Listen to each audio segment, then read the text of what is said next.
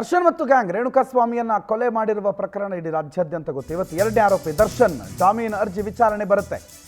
ದರ್ಶನ್ ಜಾಮೀನು ಸಿಕ್ಕಿದೆ, ಮತ್ತೆ ಯಾವ ಅರ್ಜಿ ವಿಚಾರಣೆ ಅಂತ ಕೇಳಬಹುದು. ಅದು ಮಧ್ಯಂತರ ಜಾಮೀನು ಮಾತ್ರ, ಕೇವಲ ಹೆಲ್ತ್ ಗ್ರೌಂಡ್ಸ್ ಮೇಲೆ ಕೊಟ್ಟಿರೋದು. ಇವತ್ತು ರೆಗ್ಯುಲರ್ ಬೇಲ್ ಅಪ್ಲಿಕೇಶನ್ ವಿಚಾರಣೆಗೆ ಬರುತ್ತೆ. A2 ದರ್ಶನ್ ಜಾಮೀನು ಅರ್ಜಿ ವಿಚಾರಣೆ ಹೈಕೋರ್ಟ್ನಲ್ಲಿ ನಡೆಯುತ್ತೆ. ಶಸ್ತ್ರಚಿಕಿತ್ಸೆ ಸಂಬಂಧ ಮಧ್ಯಂತರ ಜಾಮೀನು ಮೇಲೆ ಈಗಾಗಲೇ ಹೊರಗಡೆ ಇದ್ದಾರೆ. BGS ಆಸ್ಪತ್ರೆಯಲ್ಲಿ ದಾಖಲಾಗಿದ್ದಾರೆ. ಶಸ್ತ್ರಚಿಕಿತ್ಸೆ ಅನ್ನೋ ಕಾರಣ ಕೊಟ್ಟು ಈವರೆಗೂ ಶಸ್ತ್ರಚಿಕಿತ್ಸೆ ಮಾಡಿಸ್ಕೊಂಡಿಲ್ಲ, ಫಿಸಿಯೋಥೆರಪಿನಲ್ಲಿ ಇದ್ದಾರೆ. ಆ ನಡುವೆ ಇವತ್ತು ಹೈಕೋರ್ಟ್ನಲ್ಲಿ ರೆಗ್ಯುಲರ್ ಬೇಲ್ ಅರ್ಜಿ ವಿಚಾರಣೆಗೆ ಬರುತ್ತೆ. ಬೇಲ್ ಸಿಗುತ್ತಾ, ಸಿಗಬಹುದಾ, ಸಾಧ್ಯತೆಗಳಿದೆಯಾ? ದರ್ಶನ್ ಕೂಡ ಇದಕ್ಕೆ ಕಾಯ್ತಿದ್ದಾರೆ. ಒಂದು ವೇಳೆ ಈಗ ಮಧ್ಯಂತರ ಜಾಮೀನು ಸಿಕ್ಕಿದೆ, ಕಳೆದ 3 ವಾರಗಳಿಂದ ಅವ್ರು ಹೊರಗಡೆ ಇದ್ದಾರೆ. ಇನ್ನೇನು ಸ್ವಲ್ಪ ದಿನ ಆದರೆ 3 ವಾರ ಕಂಪ್ಲೀಟ್ ಆಗಿಬಿಡುತ್ತೆ. 3 ವಾರಗಳಿಂದ ಹೊರಗಡೆ ಇರುವಂಥ ದರ್ಶನ್ ಒಂದು ವೇಳೆ ರೆಗ್ಯುಲರ್ ಬೇಲ್ ಸಿಕ್ತು ಅಂತಂದರೆ ಮತ್ತೆ ವಾಪಸ್ ಜೈಲ್ಗೆ ಹೋಗೋ ಅವಕಾಶನೇ ಇಲ್ಲ ಅಂತಂದ್ರೆ 45 ದಿನ ಬಿಟ್ಟು ಮತ್ತೆ ಜೈಲ್ಗೆ ಹೋಗಬೇಕು. ಹಾಗಾಗಿ ಇವತ್ತು ರೆಗ್ಯುಲರ್ ಬೇಲ್ ಏನಾಗುತ್ತೆ ಅನ್ನುವ ಕುತೂಹಲ ಸಾಮಾನ್ಯವಾಗಿದೆ. ಹೈಕೋರ್ಟ್ನಲ್ಲಿ ಅರ್ಜಿ ವಿಚಾರಣೆಗೆ ಬರುತ್ತೆ. ವೆಂಕಟೇಶ್ ಬಗ್ಗೆ ಮಾಹಿತಿ ಕೊಡ್ತಾರೆ, ನೇರ ಸಂಪರ್ಕದಲ್ಲಿ ಜಾಯ್ನ್ ಆಗಿದ್ದಾರೆ. ವೆಂಕಟೇಶ್, ರೆಗ್ಯುಲರ್ ಬೇಲ್ ಅಪ್ಲಿಕೇಶನ್ ಇವತ್ತು ಬರುತ್ತೆ.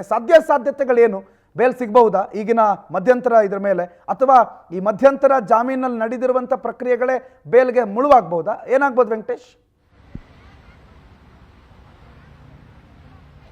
ಹೌದು ಪ್ರಣುತ್, ಏನೆಂದರೆ ರೇಣುಕಾಸ್ವಾಮಿ ಕೊಲೆ ಪ್ರಕರಣಕ್ಕೆ ಸಂಬಂಧಪಟ್ಟಂತೆ ಏನು ಮಧ್ಯಂತರ ಜಾಮೀನು ಪಡೆದು ಈಗ ಆಸ್ಪತ್ರೆಯಲ್ಲಿರುವಂಥ ನಟ ದರ್ಶನ್ಗೆ ಈಗ 3 ವಾರಗಳ ಕೂಡ ಕಳೀತಾ ಬಂದಿದೆ. ಏನು ಒಂದು ಆಪರೇಷನ್ ಅನ್ನು ಮಾಡಿಸಬೇಕು ಅಂತ ಹೇಳಿ ಆ ಒಂದು ಮೆಡಿಕಲ್ ಗ್ರೌಂಡ್ ಮೇಲೆ ಕೂಡ ಈಗ ಜಾಮೀನನ್ನು ಪಡೆದುಕೊಂಡು ಬಂದಿದ್ರು. ಅದರ ಮೊದಲನೇ ವಾರದ ಒಂದು ಮೆಡಿಕಲ್ ರಿಪೋರ್ಟ್ ಅನ್ನು ಕೊಟ್ಟಿದ್ದು ಹೊರತುಪಡಿಸಿದರೆ ಇಲ್ಲಿವರೆಗೂ ಕೂಡ ದರ್ಶನ್ ಅವರ ಆರೋಗ್ಯ ಸ್ಥಿತಿ ಬಗ್ಗೆ ಕೂಡ ಎಲ್ಲೋ ಅವರ ಕುಟುಂಬಸ್ಥರಾಗಲಿ ವೈದ್ಯರಾಗಲಿ ಎಲ್ಲೂ ಕೂಡ ಮಾಯಿ ಬಿಡ್ತಾ ಇಲ್ಲ. ಏನಾಗಿದೆ, ಅವರ ಒಂದು ಪರಿಸ್ಥಿತಿ ಏನಾಗಿದೆ ಅನ್ನೋದು ಕೂಡ ಗೊತ್ತಾಗ್ತಾ ಇಲ್ಲ.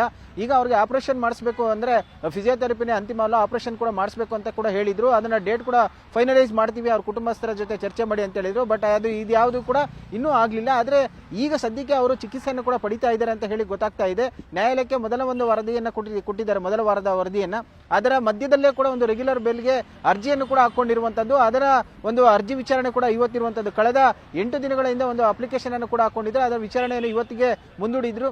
ಸೊ ಪವಿತ್ರ ಗೌಡ, ಲಕ್ಷ್ಮಣ್, ನಾಗರಾಜ್ ಸೇರಿದಂತೆ ದರ್ಶನ್ ಅವರ ಅರ್ಜಿ ವಿಚಾರಣೆ ಕೂಡ ಇವತ್ತಿದೆ. ರೆಗ್ಯುಲರ್ ಬೇಲ್ ಅನ್ನು ಪಡೆದುಕೊಂಡು ಹೊರಗಡೆ ಬರಬೇಕು ಅನ್ನೋದು ಕೂಡ ಅವರ ಒಂದು ಇಂಟೆನ್ಷನ್. ಯಾಕಂದ್ರೆ 6 ವಾರಗಳಲ್ಲಿ ಈಗ ಮಧ್ಯಂತರ ಜಾಮೀನನ್ನು ಪಡೆದುಕೊಂಡಿರುವಂತಹ ಹಿನ್ನೆಲೆಯಲ್ಲಿ ಮತ್ತೆ ಫಿಸಿಯೋಥೆರಪಿ ಆದ್ಮೇಲೆ ಆಪರೇಷನ್ ಆಗುತ್ತೆ, ಅದಕ್ಕೂ ಕೂಡ ಕಾಲಾವಕಾಶ ಬೇಕು, ರೆಸ್ಟ್ ಅನ್ನು ಪಡೆದುಕೊಳ್ಳಬೇಕು. ಹಾಗಾಗಿ ಮತ್ತೆ ಒಂದು 6 ವಾರಗಳ ಕಾಲ ಅದನ್ನ ಎಕ್ಸ್ಟೆಂಡ್ ಮಾಡಿಕೊಳ್ಳುವಂತಹ ಉದ್ದೇಶವನ್ನು ಕೂಡ ದರ್ಶನ್ ಅವರ ಫ್ಯಾಮಿಲಿ ಹೊಂದಿದ್ರು. ಆದ್ರೆ ಈಗ ರೆಗ್ಯುಲರ್ ಬೇಲ್ ಅನ್ನು ಪಡೆದುಕೊಂಡ್ರೆ ಈ ಮಧ್ಯದಲ್ಲಿ ಅಂದ್ರೆ ಅವರಿಗೆ ಜಾಮೀನು, ಮಧ್ಯಂತರ ಜಾಮೀನು ಸಿಕ್ಕಂತ ಸಂದರ್ಭದಲ್ಲಿ ಕೂಡ ಹೇಳಿದ್ರು ಅವರ ಪರ ವಕೀಲರು ಮಾತಾಡ್ತಾ, ರೆಗ್ಯುಲರ್ ಬೇಲ್ಗೆ ಅಪ್ಲಿಕೇಶನ್ ಅನ್ನು ಹಾಕೊಳ್ತೀವಿ, ಆ ರೆಗ್ಯುಲರ್ ಬೇಲ್ ಅಪ್ಲಿಕೇಶನ್ ನಲ್ಲಿ ಅವರ ಹೊರಗಡೆ ತರೋದು ನಮ್ಮ ಕರ್ತವ್ಯ ಅಂದ್ರೆ ಕೆಲಸ ಆಗಿದೆ, ಹಾಗಾಗಿ ಅದಕ್ಕೂ ಕೂಡ ಪ್ಲಾನ್ ಅನ್ನು ಮಾಡ್ಕೊಳ್ತೀವಿ ಅಂತ ಹೇಳಿದ್ರು.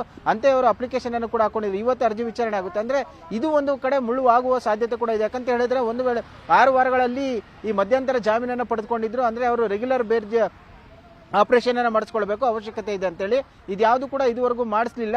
ನ್ಯಾಯಾಲಯದ ಒಂದು ದಿಕ್ಕನ್ನು ತಪ್ಪಿಸುವ ಉದ್ದೇಶದಿಂದಾಗಿ ಈ ರೀತಿಯಾಗಿ ಮಾಡ್ತಾ ಇದ್ದಾರೆ. ಯಾವ ರಿಪೋರ್ಟ್ಗಳನ್ನು ಕೂಡ ಕೊಟ್ಟಿಲ್ಲ ಅಂತ ಹೇಳಿ SPP ಅವರು ಆಕ್ಷೇಪಣೆ ಸಲ್ಲಿಸುವ ಸಾಧ್ಯತೆ ಕೂಡ ಇದೆ. ಜೊತೆಗೆ ಇವೊಂದು ಏನು ಸಾಕ್ಷಿಗಳ ಮೇಲೆ ಕೂಡ ಪ್ರಭಾವ ಬೀರುವ ಸಾಧ್ಯತೆ ಇರೋದ್ರಿಂದಾಗಿ ಅವರಿಗೆ ಬೇಲನ್ನು ಕೊಡಬಾರದು ಅಂತ ಹೇಳಿ ಒಂದು ಮನವಿಯನ್ನು ಮಾಡಿಕೊಳ್ಳುವ ಸಾಧ್ಯತೆ ಇರುವಂತಹದನ್ನ ಇಲ್ಲಿ ಗಮನಿಸಬೇಕು.